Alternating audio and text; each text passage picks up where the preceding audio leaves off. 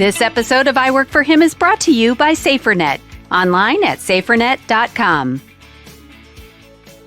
You've tuned into I Work for Him, the voice and collaboration for the faith and work movement. We are your hosts, Jim and Martha Brangenberg, and our mission is to transform the workplace of every Christian into a mission field. What does that look like in your workplace? Well, let's find out right now. You know, we're on the internet all the time. Since the internet became widely available to everyone around 1994, the internet has invaded every corner of our lives, literally every corner of our lives. We can literally automate our thermostat, our draperies, our garage door opener, the lights inside our house. And when we get woken up, and the list can go on and on and on. So I guess that's the alarm clock thing I was talking about. This is all possible because of the internet. The internet has brought so many incredible resources at the fingertips of everyday people across the globe. It makes it easier for us to do our jobs, and it makes it easier for us to be able to communicate with people around the world. Frankly, I find it amazing about how easy it makes it so that we can do research and study on scripture when I'm preparing for a speech or a sermon. But with all that good comes a lot of bad too. How do we protect those we love at home and those we work with from the dangers of the internet? Well, Brad Hawkins joins us today to share his Jesus story and how the Lord has led him to launch a company to help protect us all from the internet and from the creepy people on the internet. Brad Hawkins, welcome to I Work for Him. Thank you so much, Jim, Martha. I can't tell you how much I appreciate you guys having us on and being such a supporter for SaferNet and just being a good friend. Really, really have appreciated the two of you. Thank you. You're very welcome, and I'll send that 20 in the mail tomorrow. All right. So, Brad, before we get talking about SaferNet, before we get talking about the responsibility we have as believers to really protect ourselves when we're on the internet, I want to hear your Jesus story. Oh, my Jesus story has no start to it, which is really interesting. I cannot remember the day that I turned my life over to the Lord. I just can't remember. My parents said I was really young, and we just lived a Jesus life from the beginning of my life. And I've had people tell me that maybe I'm not a believer if I can't remember, but I've been living a very foolish life if that is the case. But I love the Lord. I love following Him. I love studying and learning about His Scripture. I went to a Christian high school. Went from there to a theology. Got a theology degree, and then I went from there and got a business and finance degree. All at listening to the Lord, hearing what He had to say, and walking in that way.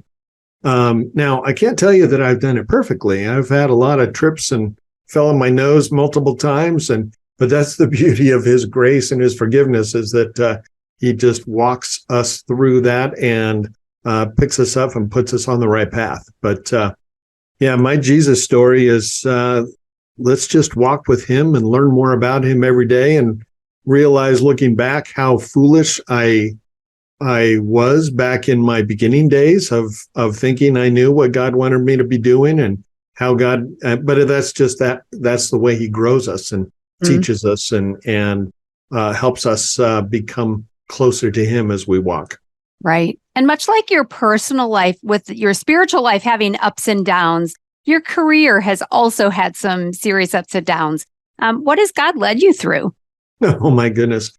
I started out in the investment world. I started an investment company, and that company grew to be about the third largest investment company statewide. Not one of the national Browns by any means, but statewide in our area here. And it just grew to the place where I really didn't have to work a lot. I had a lot of really good employees that did what they were doing. But I loved the challenge and the experience of growing a business. So I had hired one of my high school friends to work for my company and so I put him in a place where he was overseeing the day-to-day, and I started up several other companies. So I started a medical wellness company and put some people in charge of running that. And I started a oxygen delivery company, and I put some people in charge of running that. And then I started a really fun, big company, and that was a LED light manufacturing company based out of Hong Kong. And we built a factory in Shenzhen, China, and had distributions in 6 countries, and we're working on an agreement with Philips to sell our lights, and it was just a growing experience. And so, the Lord had blessed us with just great favor, great relationships, lots of money. And I was sitting in my office one day at our investment company, and one of my assistants came in and said, "We can't access any of our accounts." And I thought, well, that's weird. Talk to the guy that's in charge, and he said, "Well, we can't get a hold of him."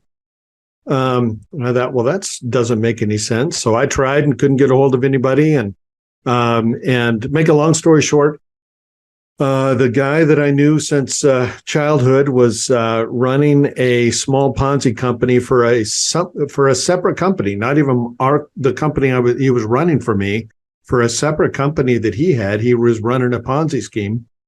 And the government felt like, since he was also running my company, that it was probably bad too. So they seized all of my assets and basically froze all the companies that I was overseeing and running and owning. And so we went from having all the money in the world to do whatever we needed to do and grow businesses and hire people and influence people, and to the point where I ended up working at a body shop. So it was a quite devastating process. But basically what happened is that they put everything through what they call a 10-year audit, which doesn't mean it took 10 years, but it means they audited my last 10 years of activity. Couldn't find anything that they were concerned with, but they ended up putting my business associate in jail for 28 years for what he did, and they dropped everything. They dropped the freeze on everything, which took them 2 years, which basically put everything, all our businesses, into failure. So we had to start all over, and that was a devastating process. So, but the Lord took care of us the whole way. He walked us through. I was very, very frustrated, very, very angry. And it was quite a journey to go through, for me and my family. So, I mean, that's just it. You had a business loss. There's pain there. You had betrayal, and there's pain there. How did you keep your faith strong? Because a lot of people, when they get to that kind of end of the rope, sometimes they just end their lives.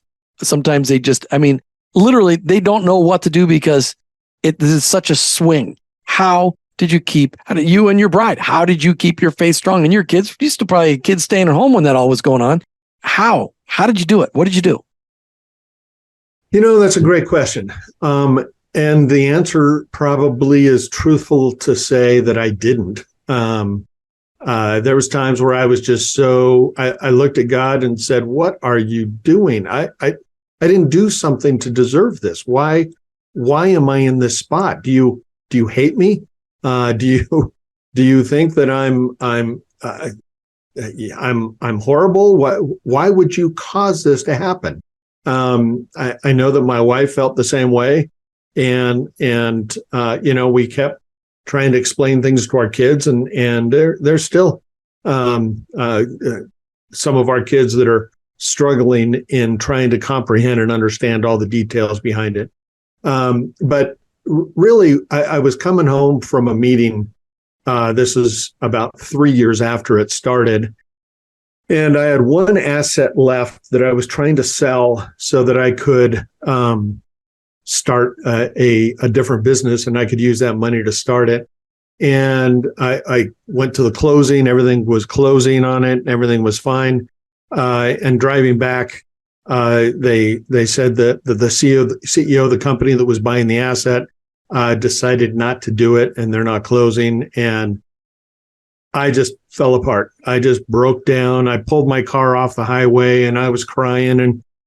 And I said, you know what, God, you can do everything you can to destroy me. I don't care. I will end up in heaven. You may not want me there. You may do everything you can to get me out of there, but I know what your Bible says. I know what the rules are. I am going to believe in you. I'm going to trust you. I'm going to live that life that you say will get me into heaven.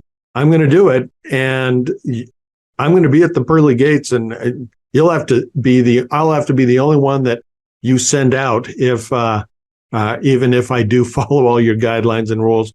And I just kind of fell apart, and I started driving again after about a half hour of explaining how angry I was.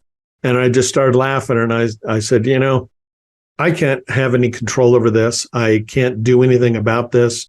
All I can do is just keep walking. There's nothing more I can do.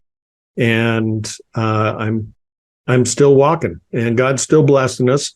I don't have any answers on why it all happened. I still don't comprehend it all. But I completely believe that God works everything together for good. Now, what's interesting is he showed me he doesn't work everything together for good for everybody. He works for everything together for good that love him. And if I understand that I love him, well, God says, if I love him, I'll keep his commandments, and I will and ask him for forgiveness when I fail at that. And I will continue to keep his commandments. I'll continue to ask for forgiveness when I goof that up, and I'll continue to walk in his path and trust that he has everything else under control.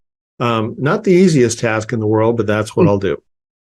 No, it isn't. So one of the things we love to talk about, and thank you for sharing all of that, because I believe that we have listeners, their story won't look the same as yours, but they've had betrayal and hardship and have felt like they are at the end of their rope. One of the things we love to talk about, and I'd love for you to just touch on briefly, is how about your marriage? How through all of this did you, what did you do to protect your marriage as you went through such a hard time? Oh, that's such a great question. And if my wife was here, she probably would have a different answer than I would. But what I can say is what I tried to do, and what she can say is what she noticed that I did. So those are two separate conversations. But, I tried to keep my wife up to date on everything. I tried to explain everything to her. And what was interesting is in the very beginning, it probably could have been very easy for her to question me, gosh, nobody comes after you like this unless you've done something. And she never did. She knew me. She understood who I was. She knew that it was, it wasn't anything that I had done. And having her have that faith in me was life-giving to me. It was. I'm sure it was. If I had to fight that front, I don't know how I would have done that, and God probably kept me from that. But truthfully, my wife was warned about this in a dream. And what's interesting is the biggest loss that we lost millions of dollars. We lost businesses. We lost all kinds of stuff. The biggest loss that we had was our reputation and our friends. And we believed that we had friends everywhere. But what we learned is we didn't really have friends. We had a lot of people that wanted things from us. And when my wife had a dream, and I won't get into the details of it, but it was basically a dream that showed her before all this started that there's going to be a huge collision, and we're going to be crying out for help from people that are our friends that are right there in front of us, and they're going to turn their back and walk away. And she didn't know what that was. It freaked her out. I remember when she had that dream at the time and she mentioned it to me. I thought, well, that's weird, and just kind of went on with my day. But God prepared her heart to at least understand that we really, our friends are going to walk away from us, and friends and family in some cases. And so I think that she was able to lean on that to know that God knew and God understood, and he was going to be there with us through that process. But the truth is, we both went through our different versions of depression, and there was times where we didn't talk a whole lot, that we just kind of existed. But I always did my best to be able to hear what she had to say. Where I went wrong a lot is I kept telling her what she was supposed to be doing and believing and having confidence in and not listening. But I learned as we went and became a little more attentive to her feelings of lack as opposed to trying to fix it in the process. Right. But as God did it, he brought us to a place of joy through the process. I love the setup because all of this led you to starting SaferNet.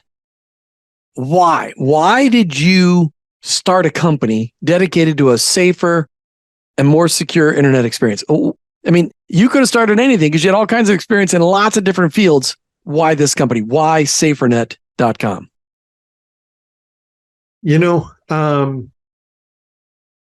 I can't say that I came up with the idea all by myself. What had happened was I started doing consulting for some businesses, and the company name at the time was Wi-Fi, and they were trying to do some work on routers, and they asked me to do some consulting, and I said, well, in the consulting review, I looked at it, said, this makes no sense. It won't work. There's not a multiplying factor to it.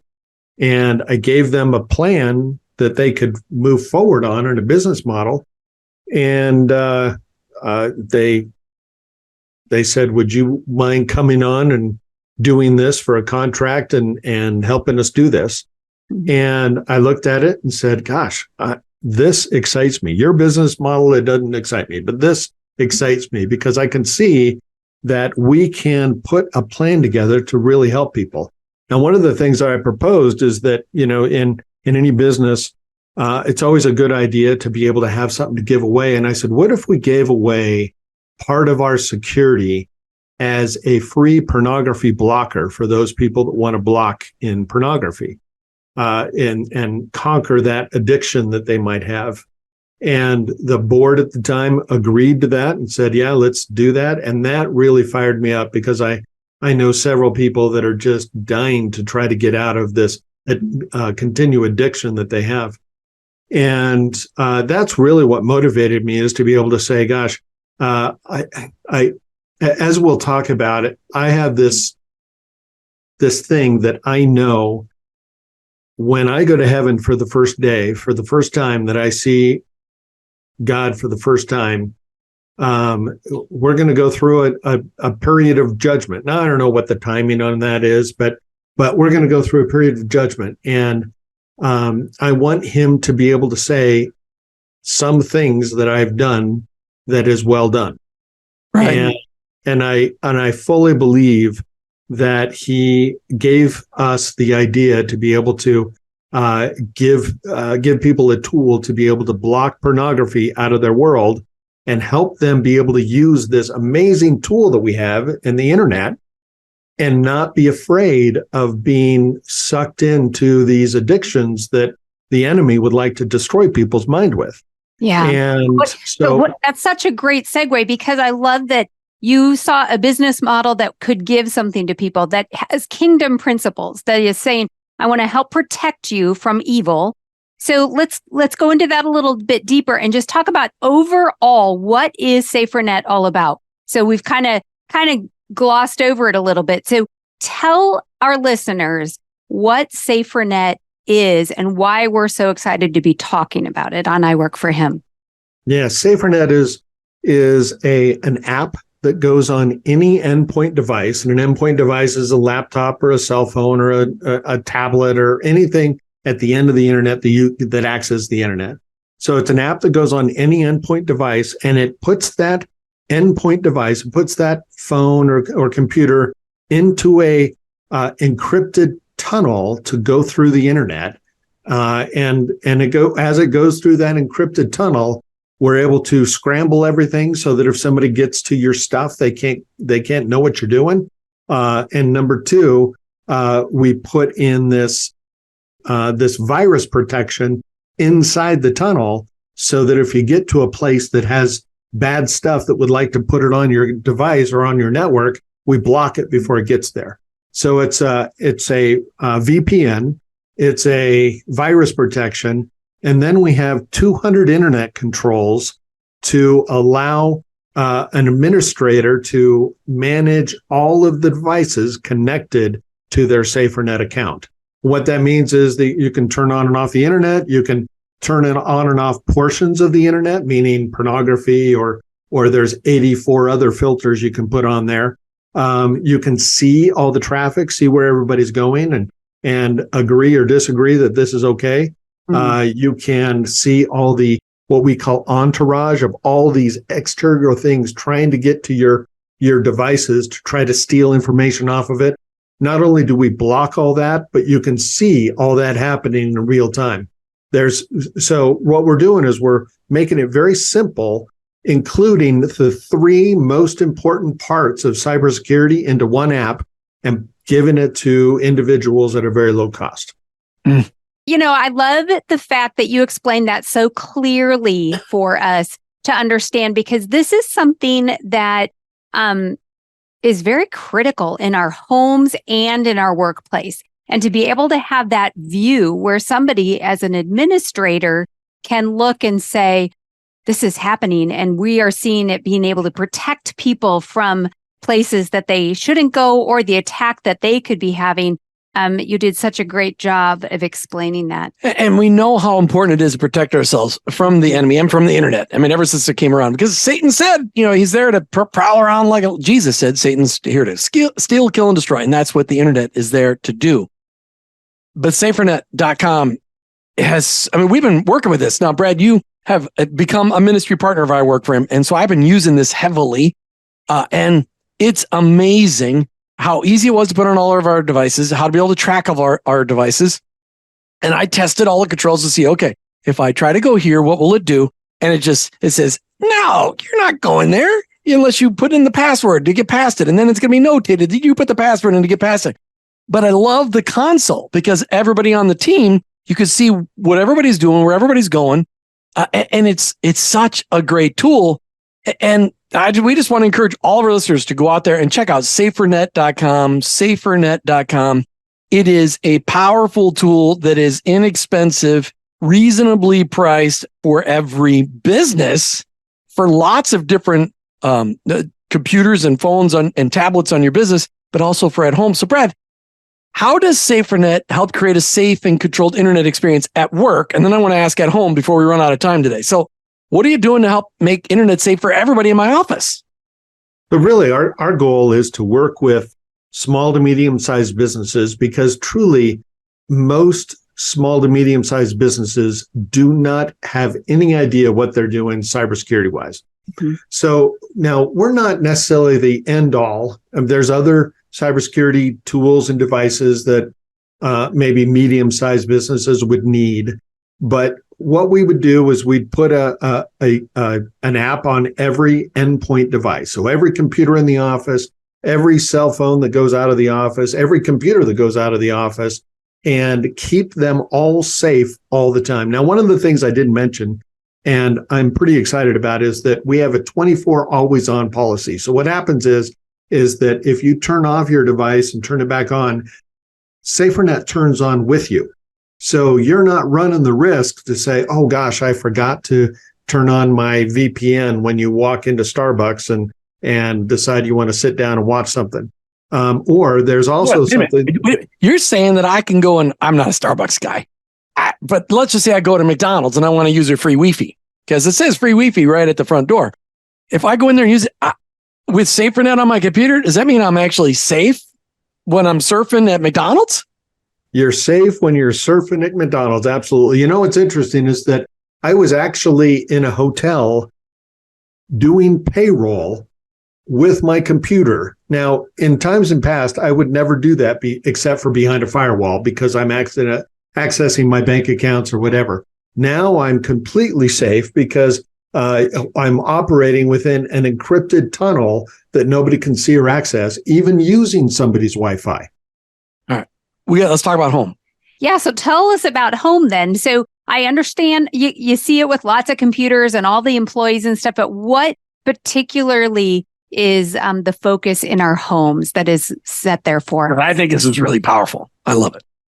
It is. And it works exactly the same way as a business. So in a business, you've got an administrator that wants to oversee and make sure that everybody using the internet is safe. Same thing with a mom or a dad that wants to oversee their kids. They want to make sure that their kids are not going to places that are going to mess with their brains and help them think about things incorrectly and that kind of things. And so what happens is that the administrator can go in there. They can put an app on every device. You can narrow the usage down to 2 or 3 websites if you want to. You can narrow it down to very specific filters of things. It's interesting. There was a lady that came up to me one time telling me that I saved their daughter's life. And I thought, well, that's an exaggeration, but I'd love to hear the story. But she explained that she was struggling with bulimia and that whenever she got on the internet, all she saw was beautiful, thin, perfect girls. And it had formed a picture in her head of what she was supposed to look like. And she was doing everything she could to, number one, get there, and number two, destroy her life in the process. By filtering out beauty and all the different pieces that she was seeing, her mom was able to go in there and control all those pieces and block specific areas. It gave her the ability to do her homework for high school and not get attacked with images that were not necessary for her future. And it's really amazing how you can control that.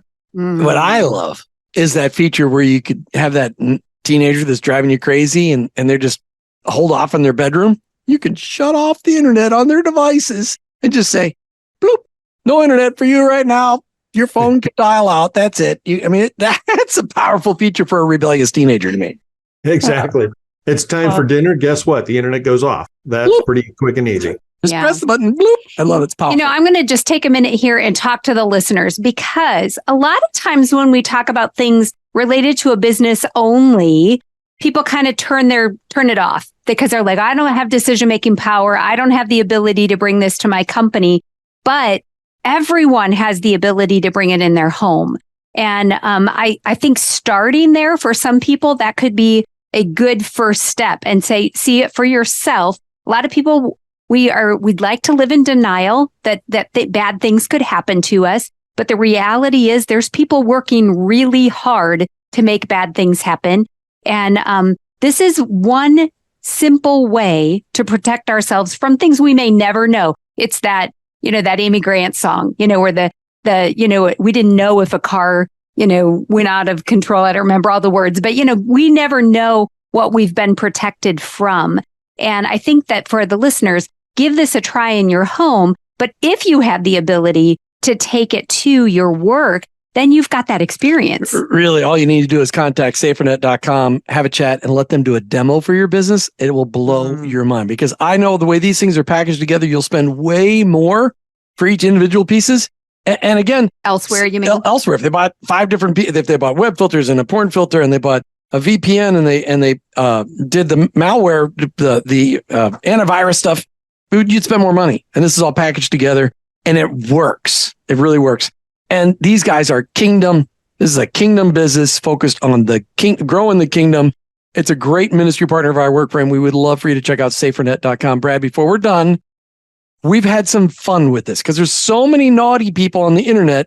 We've decided to launch a separate podcast just to focus on the cyber criminals of the world. And we called it the Digital Desperados Podcast. We launched it just a few weeks ago. Digital Desperados is the name of the podcast, where we're covering the stories and how SaferNet might be able to save the day in those situations. That was your first podcast experience, wasn't it, Brad?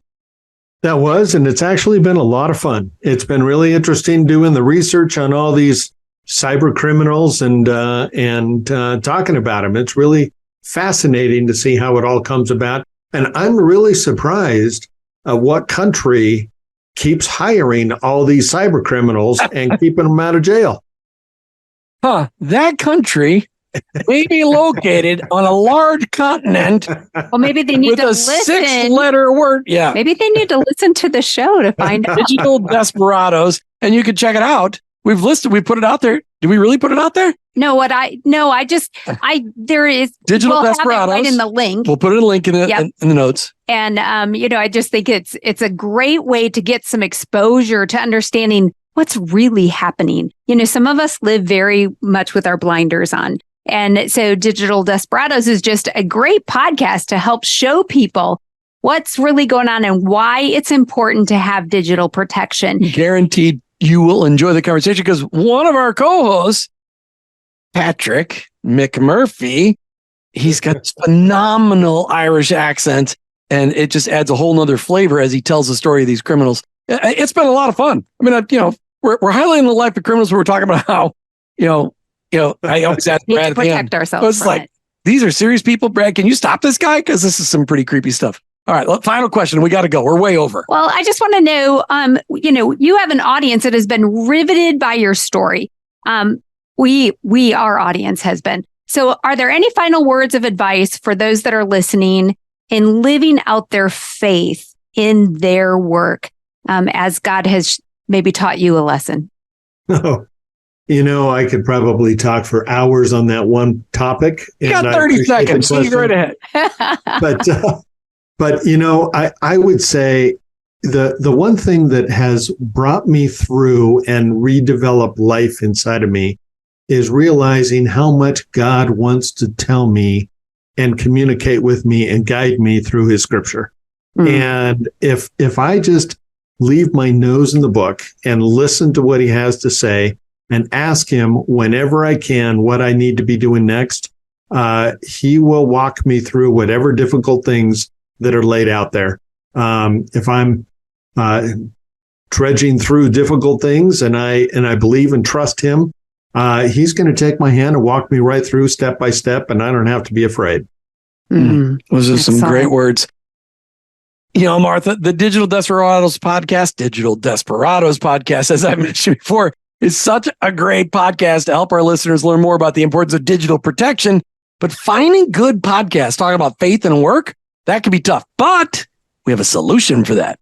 The Awaken Podcast Network, we have put together over 150 podcasts centered around the conversation of faith connected to work. We invite all of you guys to check out online, awakenpodcastnetwork.com, awakenpodcastnetwork.com. We put new titles on there almost every week that we find about that discussion. And maybe you, our listeners, know of one that you want to mention to us. Just send me an email, jim@iworkforhim.com, jim@iworkforhim.com. We'd love inviting you out there to the awakenpodcastnetwork.com. Brad Hawkins from SaferNet.com. Thanks for being on I Work For Him today. Thank you so much, guys. You've been listening to I Work For Him with your host, Jim and Martha Brangenberg. We're Christ followers. Our workplace, it's our mission field. But ultimately, I work for him. This episode of I Work For Him is brought to you by SaferNet. Online at SaferNet.com. World War III started on your computer when Al Gore unleashed the internet in 1994. Want to fortify your business against cyber attacks? SaferNet VPN is the answer. Our easy-to-use cybersecurity app protects your enterprise on all fronts. Plus, secure your family's online journey with powerful internet filters.